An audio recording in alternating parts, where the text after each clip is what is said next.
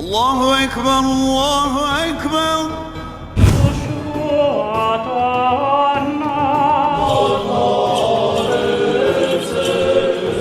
إلا نوحي إليه أنه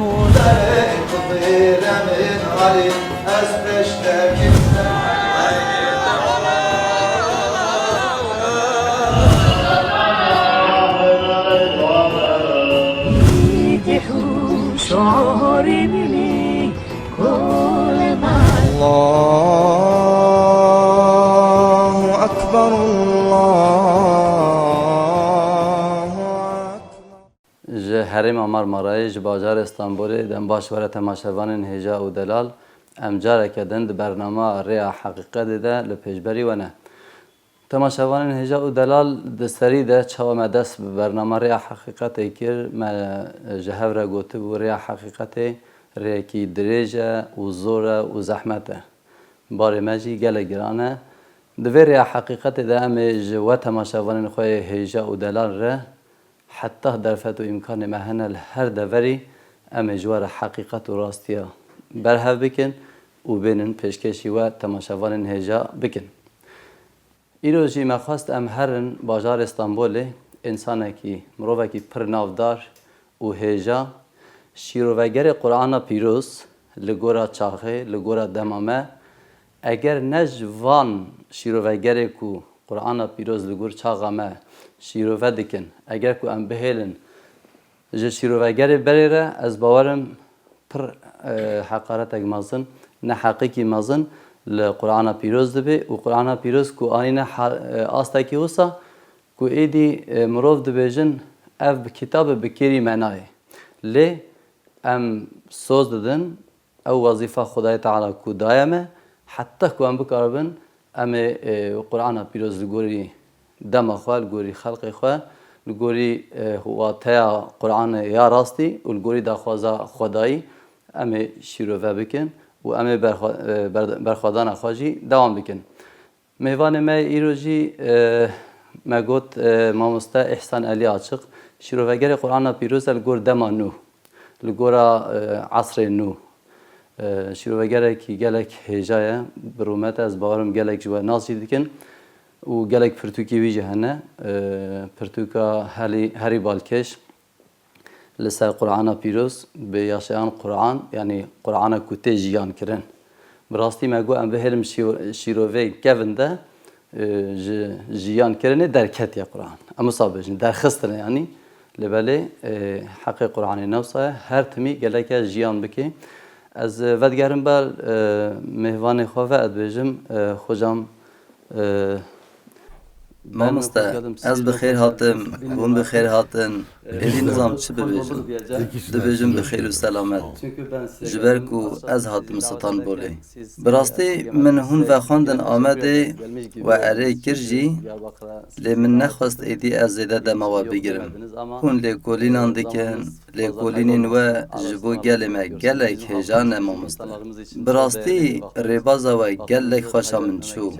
Eger em Qur'ana pîroz bihêlin hêviya şîroveyên kevin, şîroveyên heta îro hatine şîrovekirin, berevajiyê me ala we bi navkirî dê bibe Qur'ana mirî. Mixabin anîne wê rewşê. Em gelek bi xemgînî vê yekê dibêjin. Lê ji ber ku Qur'an peyamek gelek mezin e, ti car namire. Çi qas bixwazin bikujin jî ên wê bidin jiyankirin jî dê hebin. Tu jî yek ji wanî. Ji bo wê yekê ez hatim cem we. Ez dixwazim di vê mijarê de ji we bipirsim mamoste. Rewşa ku alema İslamê ketiye tê de wek em dibînin pirsgirêkek gelek mezin e. Nexweşiyek mezin e. Ji ber ku rewşek neyînî a mezin di holê de heye. Sedem û xalên ku alema İslamê ketiye vê rewşa xerab çi ne? Ji temaşevanên me re dixwazim li we guhdarî bikim. Fermû mamoste. Evet, teşekkür ediyorum.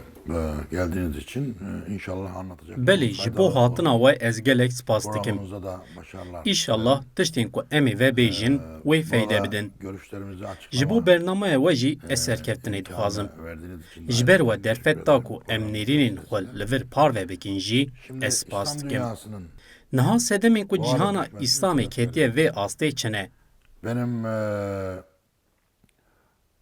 İslam'ı yıkan 3 şey diye bir makam. Xebateke min a bi navê sê Orada tiştên bu ku sorduğum İslamiyetê soruyu têk dibin heye. Şimdi oradan Di wê nivîsê da min bersiva vê pirsa we dabû. İslam'ı yıkan 3 şey derken Niha yani ji İslam wê nivîsê dünyasını ez bi yıkan kurtasî üç şey. bersiva we bidim. Nedir? Sê tiştên Yani ku ben üzerine İslamiyetê çok hil we okuyorum. dişînin, Sonra ango bu sê tiştên ku sonuçlara cîhana ulaştım. İslamî hil diweşînin çine. Ez li ser vê yekê gelek mijûl bûm. Me. Di dawiyê da min ev encam bi dest xist. Türkiye'de me. kullandığımız Wekî ku em di zimanê Tirkî da jî bikartînin, sê peyvên ku di zimanên Erebî de bi tîpên meyê dest pê dikin. mülk, Mülk, ve mucize mevzu. û mewzû. İslam dünyasının yıkılış nedenlerini Ez ben sê bu sedemên têkçûyîna cîhana İslamî bi van her sê meyan ve girê didim. Dolayısıyla bununla Ez izah bi van ediyorum. her sê Bunlar- peyvan bunlarla van çok sedaman yakın ve şey. dibêjim. Birincisi mülk. Bi van Mülk, peyvan a servet ku ve ez iktidar. dixwazim bînim ziman ev e. A yekemîn Müslümanlar mülk. tarihte Mülk tê wateya malhebûnî û dünyaya desthilatdariyê. adalet getirme, Gelên Müslüman Köleleri di dîrokê serbest da dozên wekî anîna edaletê, kadınların azadkirina alınmaması, koleyan, bırakılması, dawî li kolekirin û firotina jinan bînin, rızaya dayalı avakirina toplum civakeke bivîn, edalet, adalet, doğruluk, wekevî, kardeşlik, par paylaşım. vekirin, biratî, ji bo gelên ezilenleri, bindest rizgar bikin, ezilmekten kurtarma, mazlumları zalimlerin elinden kurtarma gibi ji bo mazlûman Yüce ji davaları, zilma zaliman rizgar Kur'an'ın bikin, kendisine göstermiş ên ku olduğu Qur'ana hedefi var. pîrostîne ziman davaları, terikandin û li pey mülkê mülk ketin. peşine düştüler. Ango li pey Yani malhebûnê servet ve û iktidar desthilatariyê ketin.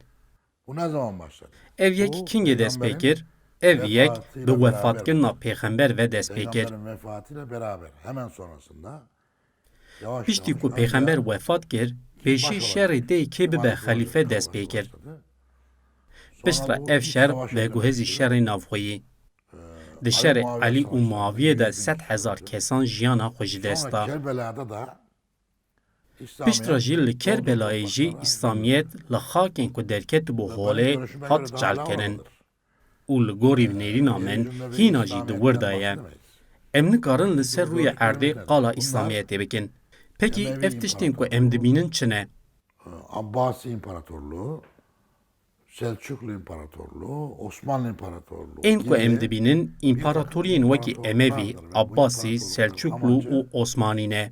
û armanca van împaratoriyan jî ew e ku bi bikaranîna İslamiyetê dibin ala tewhîdê de dagirkirina gelên cîhanê, bindeskirina gelan û li ser van pêkanînên xwe dozeke kişwerkeş a zuha meşandine. Ji bo berdewamkirina desthilatdariyên xwe. etmeleri için. Tabii. Yani İslam'ın amacı Belê, bu değildi ki. ji xwe armanca İslamiyetê ne ev bû. Yeryüzündeki iktidarlara son vermek.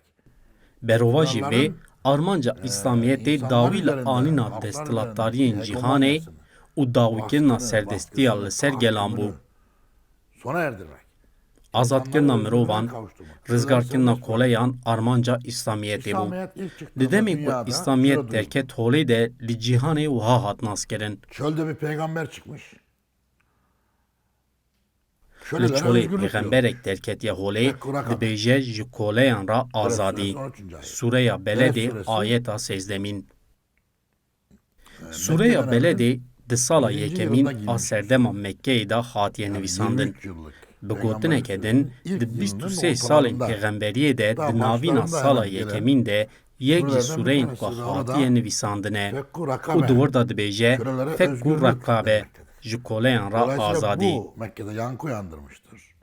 Ji ber vê Oradan yekê ev yek li Arabistan'a, Mekkê bandoreke Arabistan'dan mezin kiriye. Bizans dünyasına, Ji wir Bizans heya dünyasından Erebistanê, ji Sasani Erebistanê dünyasına, heya Bizansê, yani o günkü ji dünya Bizansê kamuoyuna heya Sasaniyan böyle û heya raya cîhanê hatiye Çölde bir bihîstin. peygamber çıkmış. Li Kendisinin çolê Allah'ın pêxemberek seçtiği derketiye söylüyormuş. holê û Ve dibêje yeryüzündeki Xwedê min tüm bijartiye kölelerin û serbest dibêje dê tevî kolên Onlara li özgürlük cîhanê istiyor. serbest bên berdan.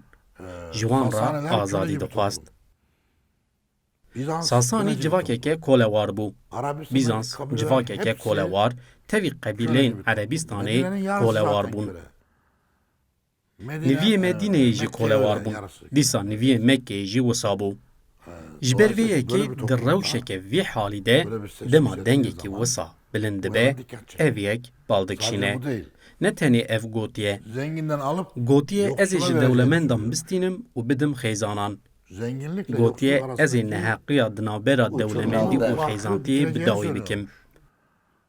Gotiye dê îdî jin neyên firotin û kerîn.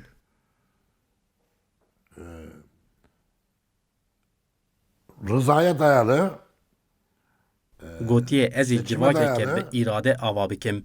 û gotiye ez ê olên din jî nas bikim. û ji wan olan ra gotiye ehlî kitap. Tevî van tiştên ku pêxember anî bû ziman, tiştên nedîtî bûn. Yani bu wan re nakeve tekoşînê alîkariya wan Rast e deve pejê. beriya wê dema pêxemberek an jî olek derbiketa holê yên din tasfiye dikir. Li ser wan bişaftin dikir û ew tune dikir. Xwe heq didît, ên din jî batıl didît. Ev yek jî peywendiya şer di afirand. Ji bilî şer tu rê nedima. yok eder yani. Eline güç geçtiği zaman Dema öldüğünü yok hêz eder. dike destê wî ola din Hepsi tune batıl dikir. olur. Küfürde olur. Lewre ji bo wan ew heq ên din jî batıl bûn. Lê ev pêxember gotiye ku ji bilî ola me ez ê hebûna olên din jî nas bikim û wan bi taybetiyên wan qebûl Onlar bikim. isim olarak ehli kitap diyormuş. Her wiha wan olan wek ehlî kitap binav dike. Keza Arapların Arap olmayanlara bir üstünlüğünün olmadığını söylüyormuş. Yeryüzünde Dîsa hiçbir gotiye halk, hiçbir halktan kesên üstün Ereb değildir. ne ji ser kesên dinin. Herkes wekevin. Dê hebûna tevî gelan bê qebûl kirin û ew rengên Xwedan e. Ve onların yarattığı varlıklar olarak görüyormuş ve Ev gotinên pêxember di wê serdemê da gotinên balkêş û bi bandor bûn. o günkü dünyada çok etkili söylemlerdir ve û di esasê da jî derketina edaleteke civakî ye.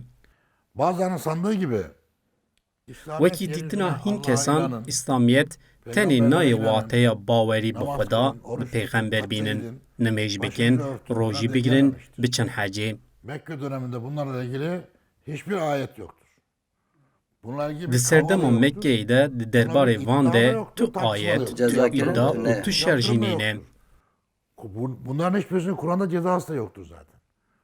Di Qur'anê da di derbarê van da jî tu cezanîne. Di Qur'anê da cezayên çar tiştan hene. Tenê ji bo kuştinê, diziyê, îftirayê û zînayê ango destdirêjiya zayendî ceza heye. Tevî van jî bi mafên mirovan ra girêdayîne. Ên din jî mijarên şexsî û yên di navbera te û Xweda danin. Tu kes jî nikare bikeve di navbera te û Xweda. Ji ber vê yekê jî derketina holê ya İslamiyetê di estê xwe da derketina edaleteke civakê bû. û bi wefatkirina pêxember de şerên navxweyî, şerên desthilatdariyê û yên maldarbûyînê dest pê kirin. Kerbela'da peygamberimizin Di encama vê de jî li Kerbelayê bi neviyê pêxember ve qetilkirina heftê û du kesan bandoreke mezin afirand çok etkisi yarattı. û cîhana İslamiyetê ket nav xemgîniyeke mezin. Dünya Li ser vê bûyerê vê carê cîhan di derbarê İslamiyetê de ev gotin anîn ziman. Me got qey İslamiyet rêya rizgarkirina cîhanê ye û me ew wek ola dawîn ahek didît. Çi tiştên xweş di anî ziman? Lêbelê ev jî ketin nav hevdû. Neviyê pêxember qetil kirin. Zarok jin qetil kirin. Ên ku qetil kirin Emevî, yên ku hatin qetil kirin jî Haşimî bûn. Her du alî jî Ereb û ji malbata pêxember dihatin. Denilerek İslamiyet'in rüzgarı Bi van kesildi. gotinan bayê İslamiyetê qut bû. Ümitler Baweriya bi İslamiyetê bi dawî bû. ve yok bu da değil. Kendi başımızın çaresine bakmamız lazım. Bu da dünyayı û gotin kurtaran bir şey. ev jî nereye Kendine düştü. divê em çareseriya xwe bi xwe bifikirin. Ve Emevilerle beraber zaten de Bi Emeviyan jî li pê ganîmetê ketin. Em vê re dibêjin mülk. yıkıldı. Ango ji ber li pey desthilatdariyê çûn ji mülkê İslamiyet hilweşiya. Buradan şu Di sonuç encama çıkıyor. wê de ev derdikeve holê. Böyle İslamiyet'in Wekî derketina çıkışı gibi holê ya bir İslamiyetê sosyal adalet, ji bo özgürlük, tevgerên ku bi gotinên kardeşlik, edaleteke paylaşım, civakî wekevî, söylemleriyle çıkan bütün azadî, hareketlere biratî derketin rê ev bir derseke. dünyanın neresinde bir din ve idealist Li bir ku dera hareket cîhanê ortaya heke çıkarma, ol û tevgerek derbikeve önce holê, özgürlük, adalet, pêşî bêje eşitlik wekevî, falan azadî, ardından da biratî, servetlikler piştra li tükenirse pey maldarbûyîn hayvan û da desthilatariyê biçe, wê têk biçe. kendinden öncekilerin yaptığı hataya düştüğü için Ji ber şaştiyên Buradan yıkıldı pêşiyên artık. xwe dubare İnsanların ne dike, diyeceksin têk diçe. Emeviler orayı burayı işgal ediyorlar. Civaka Emevî şûrê xwe didin destê xwe, li hespên xwe siyar dibin û her cihên ku diçin wir dagir dikin. Gelan dixin dibin zext û pêkutiyan, malên wan talan dikin. Qetiyaman pêktînin û ji vê re jî dibêjin fetihkirin. Buraları işgal edip Jinan insanları kolê haraca dikin, bağlayıp, zilaman kadınlarla qetil dikin esir alıp û ji vê re jî öldürmek, dibêjin öldürmek. em İslamiyetê didin Bu arada mezin işte kirin. İslam'ı yaymak falan Tu diyorlar. eleqaya van kirinan bi İslamiyetê re nîne. İslam diyemeyiz. Em nikarin ji vê re İslam bêjin diyemeyiz. İslam. Kerbela'da bitti. İslamiyet li Kerbelayê qediya. Bir. İki, A yek ev bû. İkinci Li pey kavram, ikinci M maldarbûyîn yani. û desthilatariyê ketin. mucize.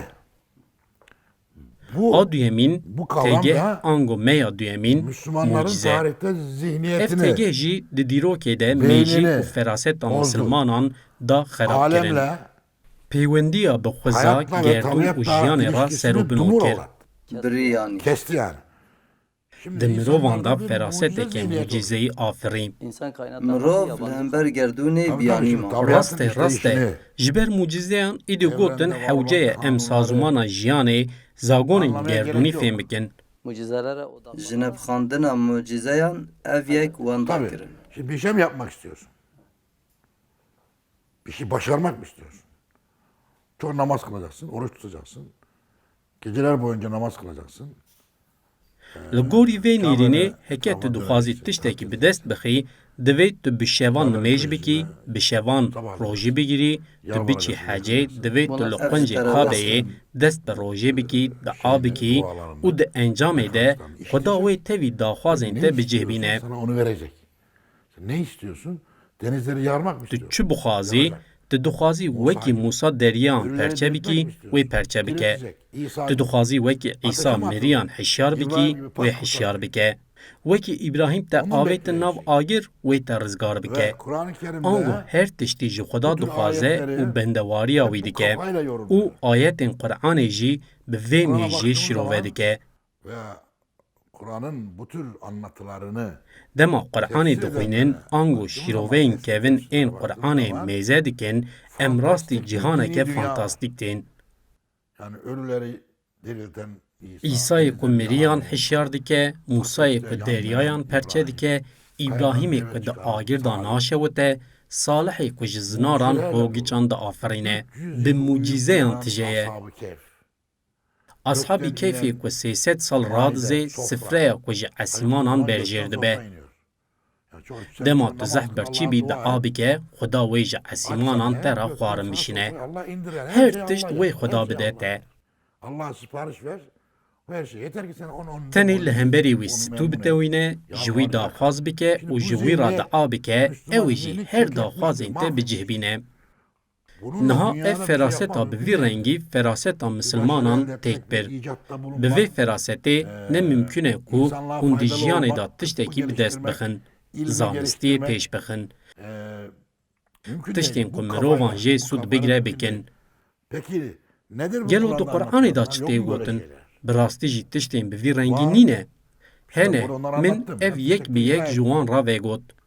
Wek mînak hin ji wan gotinan sembolîk in, hin ji wan bûyerên xwezayî ne, hin ji wan jî şîroveyên şaşin.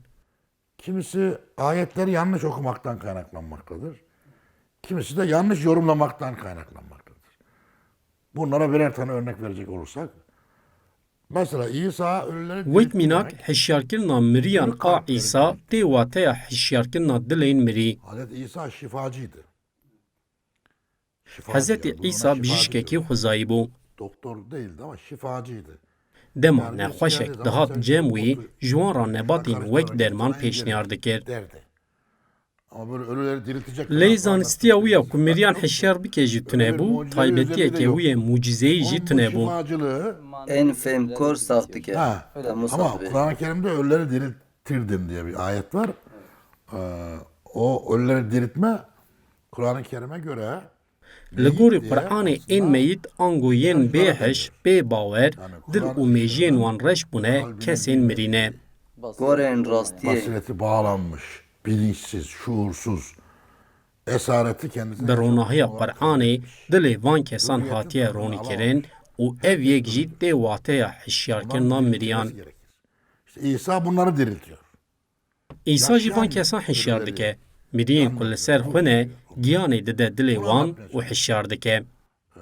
Dîsa gotina Musa derya perçe kiriye û derbasî hemberî çem bûye jî nerast e. Musa zaten Firavun sarayında yetişmiş. Musa ji xwe di qesra Firavun de ji bo bikeve şûna Firavun bi zanistiya leşkerî hatibû perwerdekirin. için aday olarak küçükken yetiştirilmiş birisi.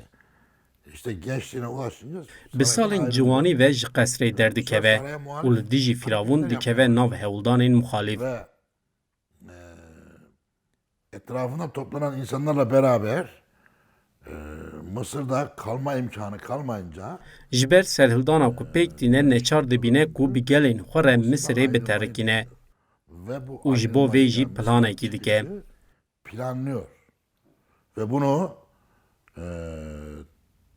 denizin, nehrin her yıl özellikle û di vê plana wî de dema ku ava çem di mehên havînê de Gava kêm av dibe dikin. û bêjahiya bin avê derdikeve holê cih digire.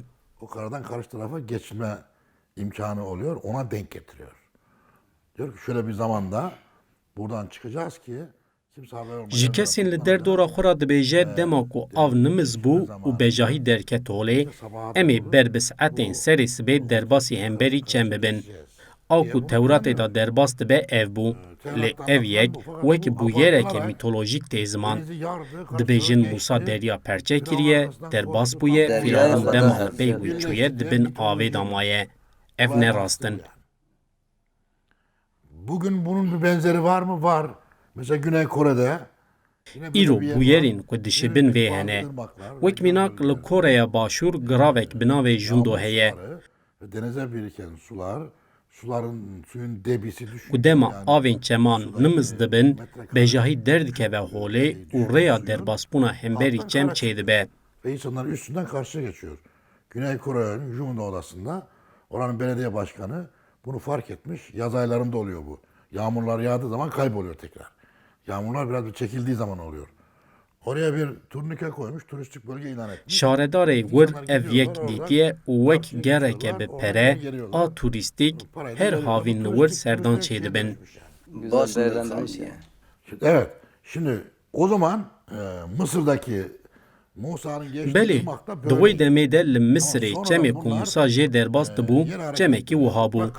Lê ji ber bûyerên xwezayî û guherîna erdnîgarî, ew taybetiya wê çemê îdî wenda bûye. Onun için Belki ji bo weyeke dibe Tabii. mitoloji. Yani o da çok büyük bir yere değil yani.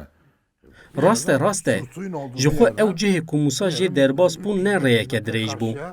Piştî ku av vedikişe, bêjahiyeke 300 an jî 500 metre dirêj bû. Lê pişt ra jî ev bûyer wek bûyereke mîtî hat vegotin. Kur'an'da anlatılan şeyler Tiştên ku di Qur'anê da tên gotin, derfetên ku ji wan ra dihatin pêşkeşkirin bû. Mesela gökten bıldırcın eti onlara verdik diyor çölde yürürken. Onlar çöllerde yürürken deniz kenarından sular vurunca Wek mînak dibêje dema ew li çolê derbas dibûn, me ji esîmanan goştê qarûtkan da wan. Rastiya vê jî wiha ye. Dema ew li çolistanê li ber behrê ra derbas dibin, pêlên mezin ê behrê masiyan davêje çolê û ew jî wan masiyan wek goştê ku esîmanan hatî pênase dikin. Di Tewratê da dema ev mijar tê vegotin, wekî ku ji esîmanan goşt ji wan ra hatiye şandin tê vegotin. İsa asasını dokunuyor. Pınardan Dibêjin su Musa çıkıyor. bi gopalê xwe çemên avê afirandiye. ev bûyer jî wiha ye. Ji bo ava ve xwarinê dema ji koka daran lêgerinê dikin, rastî çavkaniyên avê tên. Musa cihê ku avê lê vexwin bi gopalê xwe xêz dike. Sürekli elinde asa taşıyor zaten. Belê. Asayla orayı işaret ediyor. Ve insanlar orada sıraya giriyor. Kabilelerin hepsi gelip tek tek oradan su ihtiyaçlarını gideriyorlar. Şimdi bu olaylar anlatılırken özellikle Tevrat'ta bu böyle Lê dema tê vegotin dibêjin Musa bi gopalê xwe av afrandiye. Dema ev behsa van bûyeran tê kirin, bi taybetî di Tewratê de hemû wek mucize tên vegotin. Sonra İbrahim ateşe atılıyor. Fakat Wekî din mijara agir û İbrahim heye. Dibêjin li Rihayê cihê ku İbrahim avîtine agir ve guhîziye bexçe û golê masiyan. ortaya su oluyor. Bu da bir mitoloji. Ev jî ne rast e, mitolojik e. İbrahim nevîtine agir. İbrahim ji agir hatiye rizgar kirin. Babil İmparatorluğu döneminde Babil İmparatorluğu'nun baş şehri Ur'da Babil İmparatorluğu'nun Di serdema şaristaniya Babilê de li paytexta Urê İbrahim li dijî Nemrûtan serî radike. ve bunu öldürmek istediler. Li ser vê İbrahim digirin û cezayê de agir da îdamkirinê didin wî. Wê demê di şaristaniya Babilê de rêbaza îdamê agir bû. Şeyde de Di Bizansê de jî çarmıx bû. parmağa gerilerek İsa bi vî rengî îdam kirin. İbrahim'i de böyle yapmak istediler. İbrahim'i tutukladılar. Daha sonra bundan haberdar oldu ve bulunduğu Piştî ku yerden İbrahim digirin beriya bê îdam kirin, İbrahim bi hevalên xwe ra planekî dike û ji Urê derdikeve, direve û hicret dike. Kur'an-ı Kerim der ki İbrahim onlara dedi ki Qur'ana pîroz dibêje ku İbrahim gotiye madem hûn van tiştan dikin, ez hicretê dikim û İbrahim silav dike. der. Yani peygamberin Wekî ku pêxember ji Mekke hicretê Medîneyê dike. ve ölümden kurtarılması gibi. Çünkü o da hicret ettiğinde yatağını Hazreti Ali'yi bırakmıştı.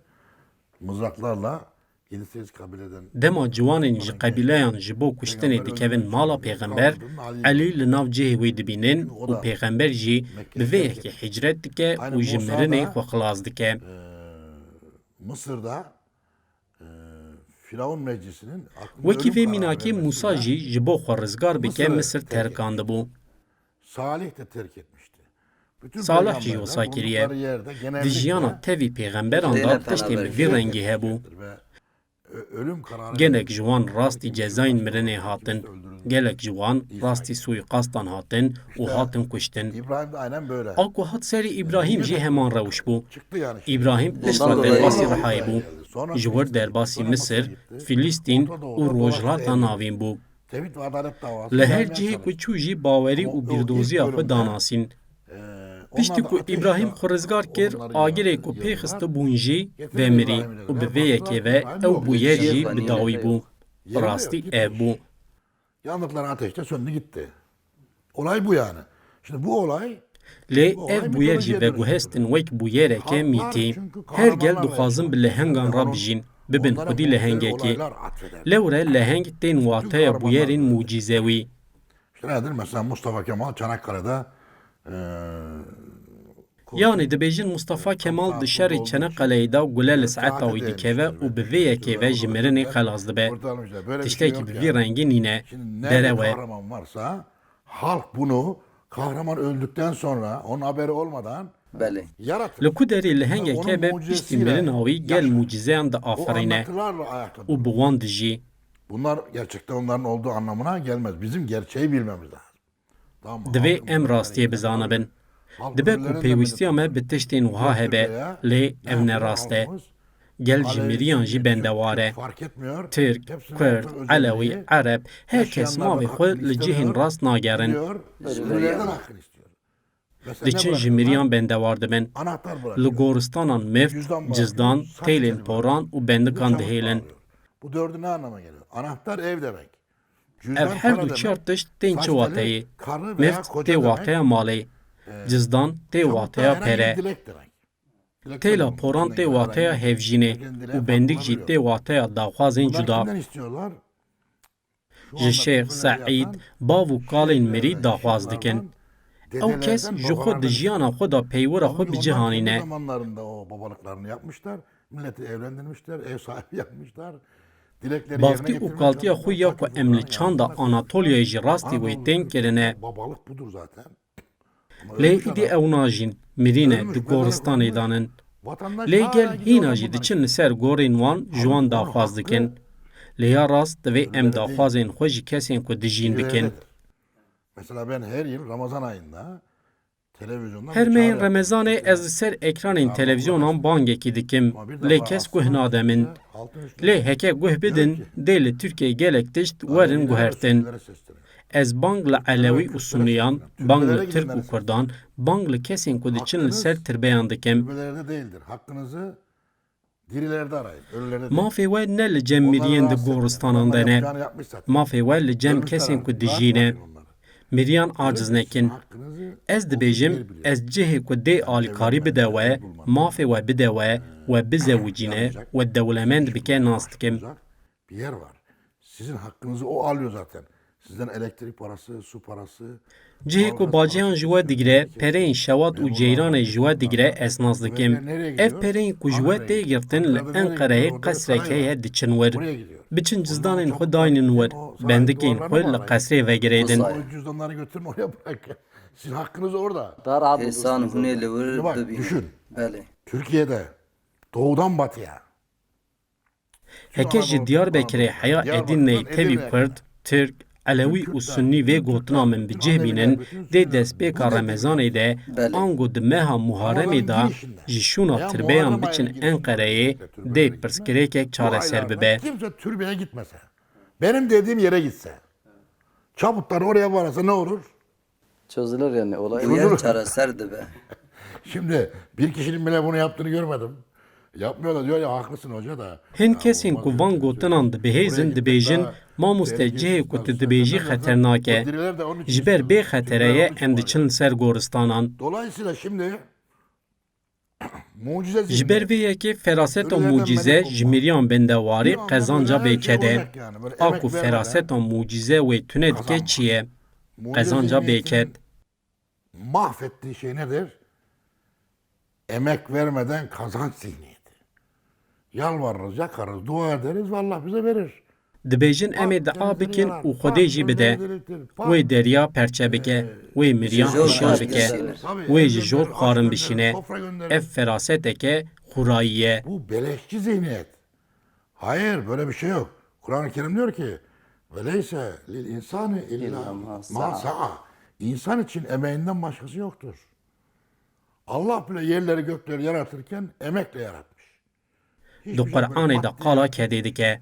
Sadece Xuda şu jî göz, dema erd û esiman afrandiye bi kedê afrandiye. denizlerin Wek altında mînak ji bo çavekî masiyan biafire 300 milyon sal li bin behra derbas bûye. 300 milyon yılda bir göz oluşuyor. Balığın gözü. Sonra oradan böyle 300 milyon sal çavekî masiyan çêbûye. bir insanın Ji dayîkbûna mirovekî neh meh berdewam dike. büyümesi, Mezinbûn bi salan didome. Bêket tiştek pêk nayê. Bu zihniyet Mucizeya me, keda me ye û yekîtiya me ye. Bir şey olmuyor. Mucize bizim emeğimizdir. Bir de insanların birleşmesidir. Peki bu peygamberane güç, Mesihi güç, Belê. olmazları başaran, imkansızları imkanlı hale getiren şey nedir acaba? Bir, Gelo hêza mesihî ya pêxemberan a ku tiştên nemimkün pêk de anî çibû. eğer halk Ew hêz birleşsin, yek ket dayîne, adin jî yekîtiya ketkaran e. dediğimi yapsın o Ramazan Heke günü. gel bibin yek dê avên ku diherikin rawestin. Bak ne oluyor? Guhertin û hêvî bi vê Nasıl pêkan e. her şey alt üst oluyor. Nasıl yepyeni ufuklar açılıyor. Sen birleşmiyorsun. Bir de bir şey emek sarf etmiyorsun. Emek sarf edenler birleşmiyor. Birleşenler emek sarf etmiyor. Herkes oturduğu yerden dua ederekten yukarıdan aşağı insin istiyor. Vek mucize de Bu sekine. İslam dünyasını bu mahvetmiştir. Bu Araplarda var. Türklerde var. Ji ber İranlarda daxwaza var, bêket Kürtlerde İslamiyet var. têk çû. Bu Ev yek bölgemizde di Ereban de, di Müslüman İraniyan halklarda de, di Tirkan de, böyle bir di kafa, Kurdan de, böyle bir di tevî zihniyet. gelê Müslümanan de feraseteke Oysa wiha ye. Allah yere göğe kurmuş Lê di qanûnên Xuda da ev nîne. Bunlar sefalete düşmeye, şu anki İslam dünyasının hali gibi ayaklar altında ezilmeye, şahsiyetlerini, onurlarını kaybetmeye mahkumdurlar. Çünkü alemdeki Allah'ın işleyen yasalarını Kesên bi vî rengî yên ku zagonên Xweda bi cih neanîn bi ser nakevin. Ji ber vê jî feraseta mucizeyê cîhana İslamiyetê dorpêç kiriye û têk dibe. Üçüncüsü de mevzu. Çöküşün üçüncü sebebi de bu da daha çok Sedema seyemîn a têkçûna İslamiyetê jî mewzû ye. hurafeleri temsil ediyor. Mevzu vaz Ev olmuş. yek jî xurafeyên di jiyana me ya civakî û olî da temsil dike. Dini hayatı Mewzû tê wateya a derewîn.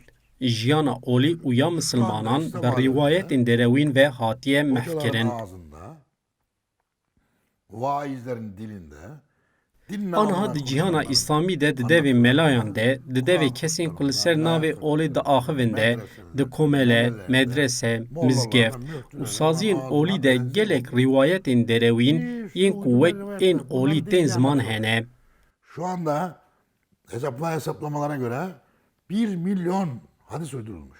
Nêzî Kâle milyonê Resulullah. Li gorî hesabê min heya niha nêzî milyonek hedîsên ku bi sallallahu aleyhi ve sellem dest pê dikin, ên derewîn di jiyana me denin. Bunların en çarpıcı örneği sen de bilirsin. Mînakeke herî balkêş a vê jî wekî ku tu jî dizanî hedîsa di derbarê pîvaza Ekkeyê de ye.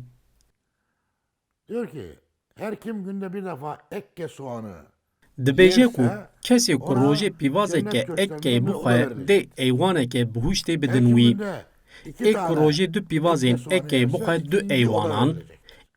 Her kim 3 tane günde ekke soğanı yerse Ê ku rojê sê pîvazan bixwe sê odeyên bihuştê û yê ku rojê zêdetirê çar pîvazên Ekkeyê bixwe jî dê li bihuştê qesrek û hûrî ji wî re bikevin.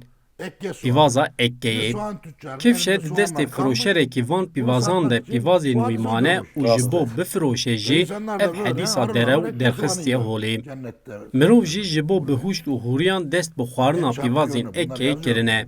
Ev mînak herçend bikem be jî yên rastin. Bi vî rengî bi milyonan mînakene. Peygamberimiz şöyle buyurdu ki hadis uydurmuşlar. Adam önce karısını dövüyor. Zilam diçe li dijî hevjîna xwe tundiyê pêktîne dibêje pêxember jî wisa kiriye û di Qur'anê da jî tundiya li ser jinê cih digire. Tiştekî wisa nîne. Di Qur'anê de qet nabêje ku hûn dikarin li dijî hevjîna xwe tundiyê pêk bînin. Qur'an dibêje heke hûn bi hevjîna xwe ra li hev nakin demeke Kurd ji hevdû dûr bijîn. Darb Arapçada bi Erebî derb wateya dûrxistin. Tabii bir müddet ayrı durmak. onlar Ew wateya Grem anlamına da lêxistin geliyor dikin. şu anki çağdaş Arapçada. Belê. Tabii demekî ji hevdû dûr bisekinin. Di heman demê de derb di zimanê Erebî de tê wateya girevê jî. Geçici olarak ayrılık demek yani. Di kargehê da girev kirin tê vê wateyê jî. Dolayısıyla özetleyecek olursak mülk peşine düşmek. Min yek bi yek îzah kir. Bi kurtasî li pey mülkê çûyîn, feraseta mucizeyan û rîwayetên derewîn İslamiyet têk bir. Mahvedilmez. Bu üçü İslam dünyasını mahvetti. Şimdi eğer insanlar tekrar düzelmek istiyorlarsa bunların tersini yapmak durumundalar. Yani Ji bo pêşketinê divê em dijberî van bisekinin. Ji bo edalet, wekevî, parvekirinê divê em maldariya xwe da bi hev re parve bikin û bizanibin ku her tişt a Xweda ye. bunun yükselmesi ve yücelmesi için mücadele etmek durumundalar. Ve mülkü paylaşmak durumundalar. Mülk Allah'ındır söylemine geri durmak durumu. Mülk Emevilerin, Osmanlı'nın, Abbasi'nin falan değildir. Mülk ne ya Emeviyan, Abbasiyan an jî Osmaniyan e. Mülk a herkesî a Xwedê ye. Divê em jî feraseta mucizeyan vegerin li ser zagonên Xweda û gerdûnî. Divê em vegerin li ser nêrxên zanistî û gerdûnî. Bu onları yükseltecektir. Bir de bu hurafeden arınmaları gerekiyor. Uydurma rivayetleri terk etmeleri gerekiyor. Akla, bilime, mantığa ve evrensel değerlere uygun olanları yapmaları gerekiyor. Uydurulmuş olanları değil. Dolayısıyla bunlar yapıldığı takdirde ancak düzelebilir ve bu da ancak bir Ji bo İslamiyetê nêrîn û şîroveyeke wek reform û Rönesansê pêwîst e. yeni bir bakış açısı lazım. Divê Qur'an ji nû ve bê şîrovekirin. Ji bo vê min ev şîrove nivîsand. Hocam Mamoste, axaftinên we, sohbeta we hep dinledim. min nexwest ez qut bikim. Ji bo vê yekê min guhdarî kir. Pir xweş bû. Xwedê ji we razî be. Konuşasınız diye Divê me temaşevan jî îbanîna, yararlanalım diye. lê ji bo ku em ji civata we baş sûd werbigirin, me temaşevan neanîn. Hocam Mamoste, son olarak böyle em ber bi dawiya bername diçin. başlıyoruz. Dixwazim vê yekê ji we bipirsim. Kerim'de bir ayet var. Di Qur'ana pîroz de ayetek heye, me Qur'an daxistiye û em wê ji guherandinê diparêzin. Gorî ev ayet heye. Çawa ew qas şêlobûnî ketiye nav dîn? Em dikarin çawa Şîroveya bidin wî? berhev vê rewşê? Yan çima ev xistina vê rewşa xerab? Di Qur'ana pîroz de, yanî xistina elema İslamê di vê rewşê, Qur'ana pîroz, Qur'an. Ev ayet taybetî Qur'ana pîroz e, an bi giştî tevê dîn. Em dikarin şîrove bikin. Ama bu yanlış anlaşılıyor. Niha da ayetê da dibêje ku yên ku Qur'an daxistin emin. Sonra Ê ku dê wê jî biparêze dîsa emin. o ayetin Lêbelê ev şaş tê fêm kirin. şu arka planı. Yanî nabêje piştî ku Qur'an bû pirtûk em ê wê biparêzin. Sen diyor Di bu piştperdeya wê ayetê da ev heye. Kesên müşrik ji pêxember re dibêjin, di van gotinan van ayetan ji ku derê tînî. Allah vahiy. Pêxember jî dibêje, van gotinan Xuda ji min re radigihîne. İbrahim'in dinine biz de Dibêjin ê em jî bawerî bi Xuda û ola İbrahîm tînin. Allah'ı inkar etmiyorlar. Tabii.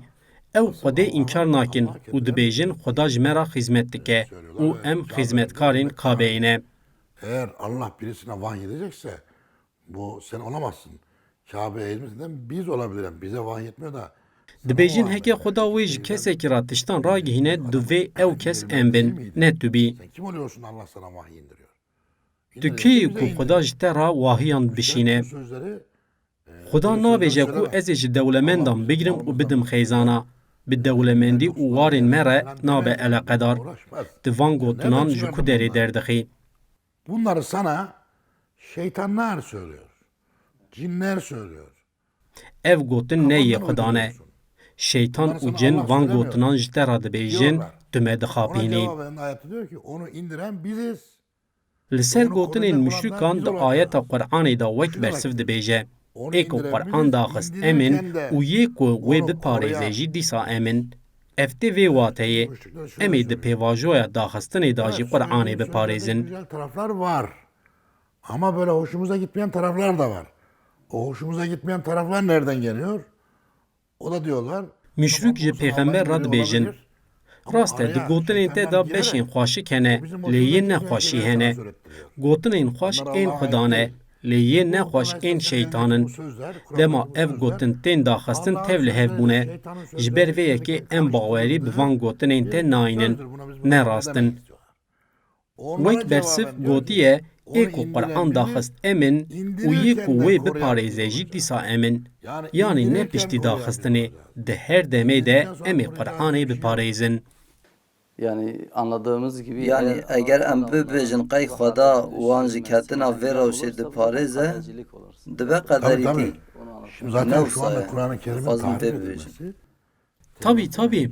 Ji xwe teqrîbata ku niha Qur'ana pîroz dijî, teqrîbata li dijî Tewrat û İncilê hemanin.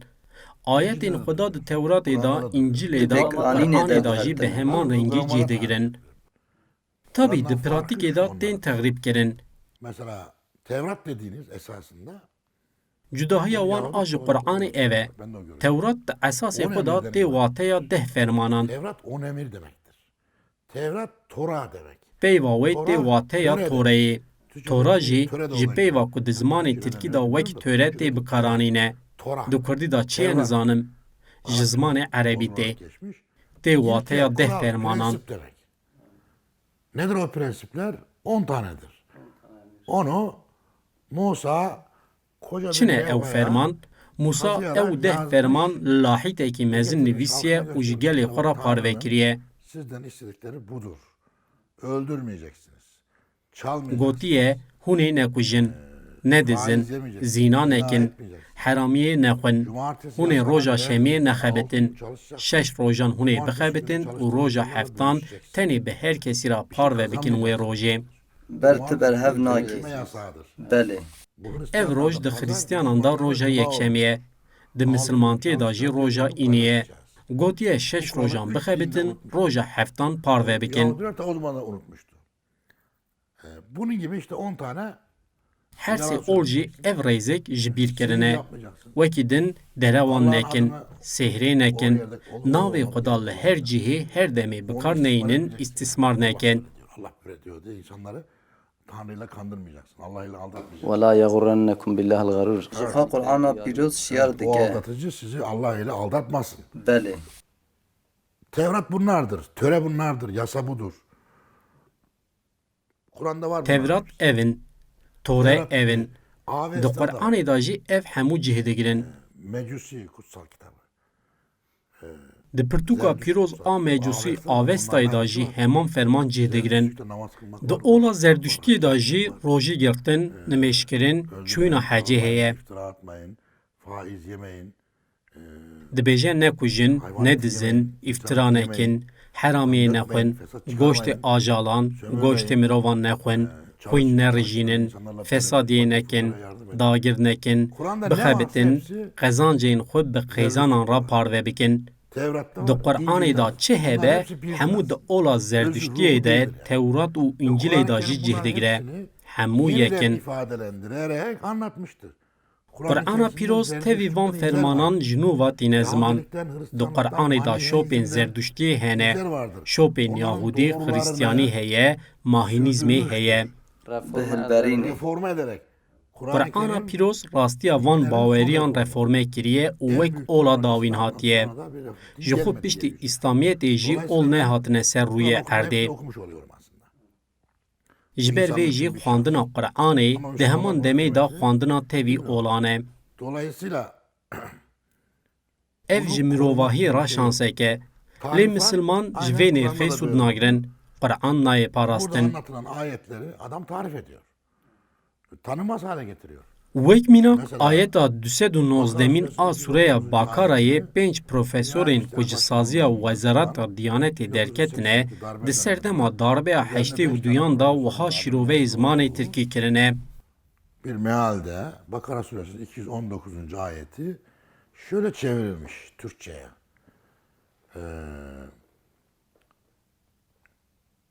يَسْأَلُونَكَ مَاذَا يُنْفِقُونَ قُلُ الْعَفْ Sana neyi infak edeceklerini sorarlar. De ki avf. Zêdeî. Şimdi bu sana neyi vereceklerini, neyi ellerindeki neyi paylaşacaklarını soruyorlar. De ki ihtiyaçtan fazla olanı. Bunu Berovajîkirina ku pêk tê Qur'anê tîne asta nenazkirinê.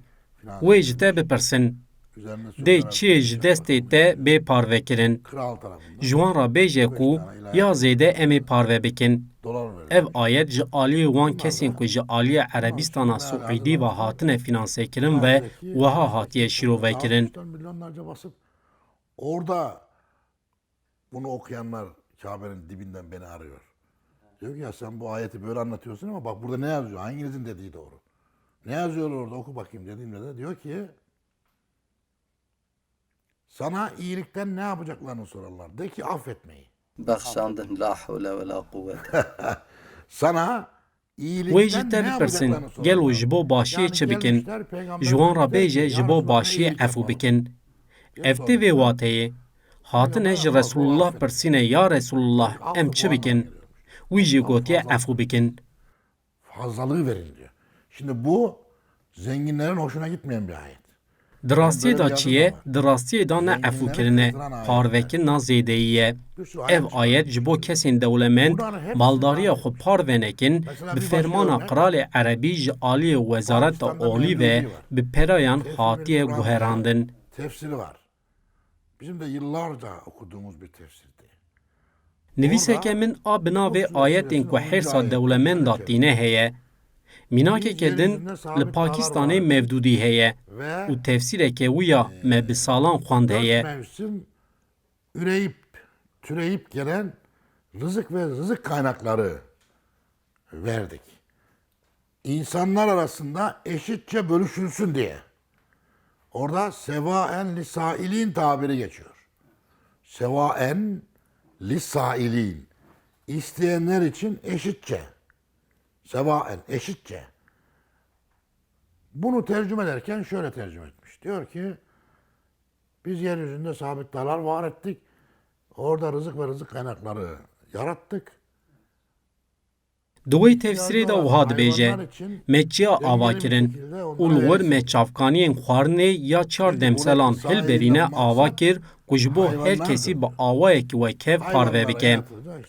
Lê di tewsîrê de ji şûna mirovan dibêje me çavkaniyên xwarinê ji bo ajalan afirand. İnsanlar için dersek diyor. Yeryüzündeki rızıkları insanlar için. Heke bêje ji mirovan ra parve bike, dê ev parvekirina wekev dibe ku civakê ber bi sosyalîzmê ve bibe. Ji ber vê ayet hatiye berovajî kirin. Tewrat jî, İncil jî wekî van mînakan hatine berovajî kirin. Hocam sohbetinizden Mamoste, bi rastî min ji civata ve gelek hez kir, xwazîka dema me nekurt bûya, dirêj me bikariya em bername çêbikin. Lê îro dema me ew xas bû, qismet be em belkî canê din jî we Tamam nerhet eyvallah. bikin. Teşekkür ederim. Nizanim dê çawa be. Gelek Spas sax dikim. bin, Ji bo Xweda we ji me we razî be vexwand em mamoste. spas dikin. Ragihandina Serkeftin ji we re van dixwazim. şîroveyên Spas Qur'ana, dikim. ragihandina van şîroveyên giranbiha ji bo temaşevanên me ev yek min gelek keyfxweş dike, bextewar dike. Di pêş de xebatên min ê bi vî rengî hûn jî ji bo min çavkanî ne. Belê mamoste. Belê mamoste. Ez ê bibêjim mamoste Ehsan jî bi vî awayî dibêje, Xweda ji we razî be. Belê temaşevanên hêja sohbeta me ya bi mamoste Ehsan Elî Aşiq re vî qasî me kerem hev qas dem jê refeqetênin em hatin dawiya bername xwe hetanî bernamekek din hûn her tim şad û bextewar bin biminin di xêr û xweşiyê de. Allahu Ekber, Allahu Ekber.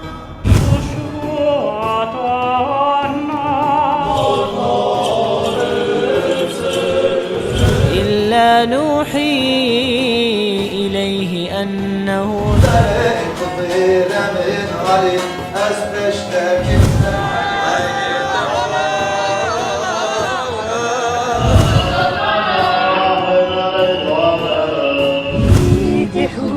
شعوري مني كل ما الله